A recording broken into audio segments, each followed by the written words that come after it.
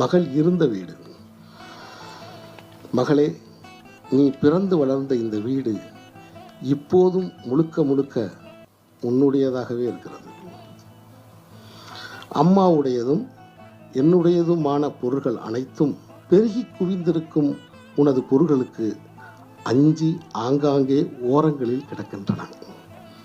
பிந்தைய உனது பருவகால பொருள்களாலும் புத்தகங்களாலும் மட்டுமின்றி முந்தைய உனது பாலியகால விளையாட்டு பொருள்களாலும் நீ இந்த வீட்டை ஆக்கிரமித்திருந்தாய்.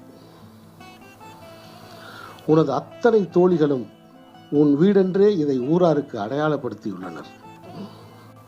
நீ வீட்டில் வாழ்ந்த காலத்தில், ஐயா, இப்போ நான் எங்கள் வீட்டில் தானே இருக்கேன், சினுங்களாக யாரிடமாவது சொல்வாய்.